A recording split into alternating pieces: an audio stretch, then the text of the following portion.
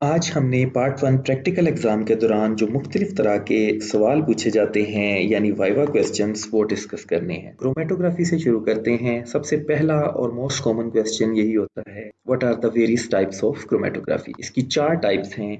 सबसे पहली adsorption chromatography है। ये ऐसी क्रोमेटोग्राफी है जिसमें स्टेशनरी फेज सॉलिड होती है। दूसरी पार्टीशन क्रोमेटोग्राफी है जिसमें स्टेशनरी फेज लिक्विड होती है। आयन एक्सचेंज इसकी तीसरी टाइप है जो कि बेस करती है आयनिक इंटरेक्शंस के ऊपर और पोलैरिटी के ऊपर। Cation exchange and anion exchange इसकी टाइप्स हैं। फिर है साइज एक्सक्लूजन क्रोमेटोग्राफी। ये ऐसी क्रोमेटोग्राफी है जिसके अंदर पार्टिकल साइज और मॉलिक्यूलर वेट के ऊपर सेपरेशन जो है वो मुनहसर होती है। फिर एक बहुत ही आम सा क्वेश्चन है कि कौन सा पेपर है जो क्रोमेटोग्राफी के लिए यूज़ किया जा सकता है। क्रोमेटोग्राफी किसी भी आम तरह के पेपर के ऊपर नहीं हो सकती। इसके लिए ख़ास पेपर यूज़ किया जाता है जिसका नाम है वॉटमैन नंबर 1। फिर हम पेपर क्रोमेटोग्राफी का डिस्कस करेंगे क्योंकि हमने सिलेबस में पेपर क्रोमेटोग्राफी पर काम किया है। तो paper chromatography partition type of chromatography है क्योंकि इसमें जो स्टेशनरी फेज है वो लिक्विड है और ये लिक्विड वाटर है। ये वाटर अमूमन एनवायरनमेंट से अटैच हो जाता है यानी ह्यूमिडिटी से आता है।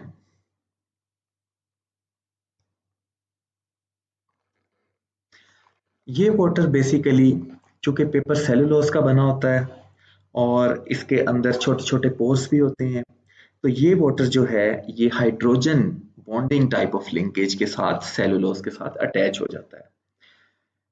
और बाद में जो मोबाइल फेज है वो मोबाइल फेज इस पेपर पे राइज कैसे करती है, उसके लिए हमें जो फिनोमिनन पता है वो है कैपिलरी एक्शन, जिसके through against the force of gravity कोई भी लिक्विड अपसाइड मूव कर सकता है। सेपरेशन जो है किसी भी तरह के एनालाइट्स, उनकी सेपरेशन इस चीज के ऊपर बेस करती है कि उनकी एफिनिटीज में क्या डिफरेंस है, यानी उनकी इंटरेक्शन जो है with stationary phase and mobile phase क्या है।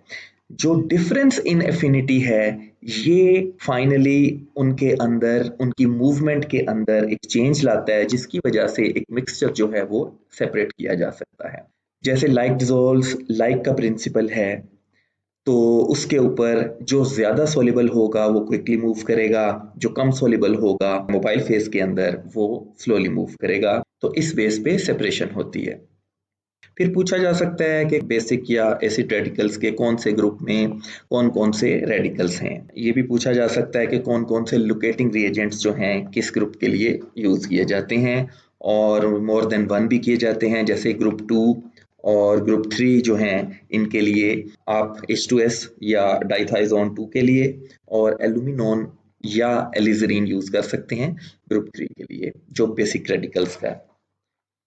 फिर एक कॉमन क्वेश्चन है कि आरएफ किस चीज का एब्रिविएशन है। आरएफ बेसिकली रिटेंशन फैक्टर या रिटार्डेशन फैक्टर कहलाता है। इसके अलावा दूसरी तरह के प्रैक्टिकल्स हैं जिसके अंदर complexometric titrations, argentometric titrations, acid base titrations, iodine titrations वगैरह आती हैं, या प्रेपरेशंस हैं जिसमें सॉल्ट्स वगैरह प्रिपेयर किए जाते हैं। तो उनमें से कई कॉमन क्वेश्चंस हैं जो मैंने यहाँ पर लिखे हैं। सबसे पहले तो ये, आर्जेंटोमेट्री को आर्जेंटोमेट्री क्यों कहा जाता है। तो आर्जेंटम बेसिकली सिल्वर का लैटिन नेम है जिसके ऊपर ये आर्जेंटोमेट्री का नाम दिया गया है। और मोहर सॉल्ट क्या है, इसका फॉर्मूला आपके सामने लिखा हुआ है। मैनिटोल बेसिकली कौन सी क्लास ऑफ कंपाउंड्स है, तो वो आपने बताना है कि शुगर अल्कोहल है।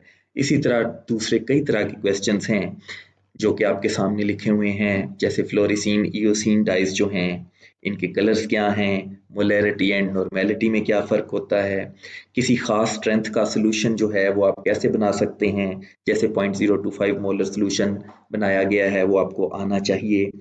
और फिर हैं कि कौन सी कलर और पीएच की जो रेंज है फिनोफ्थलीन देता है और मिथाइल ऑरेंज देता है। इसके अलावा कौन से एसिड बेस इंडिकेटर्स और यूज़ किए जा सकते हैं।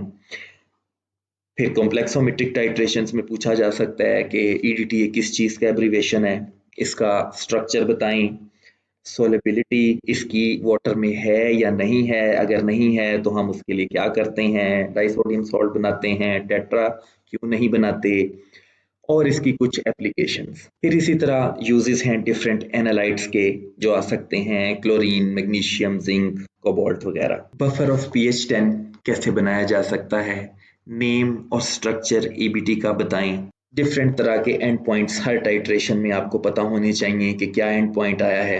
इंटरनल एक्सटर्नल इंडिकेटर्स जो हैं उसमें क्या फ़र्क है, डबल सॉल्ट और कॉम्प्लेक्स सॉल्ट में क्या फ़र्क है। और इसके साथ चंद दूसरी बातों का आपको ख्याल रखना है, जैसे जब भी आप वाइवा देने आए तो आपके पास अपना पेन मौजूद होना चाहिए, कॉपी जो है उसके ऊपर प्रॉपर कवर होना चाहिए, और आपको इनफ टाइम दिया जाता है, उसके अंदर आप तमाम जवाब सोच समझ के दें।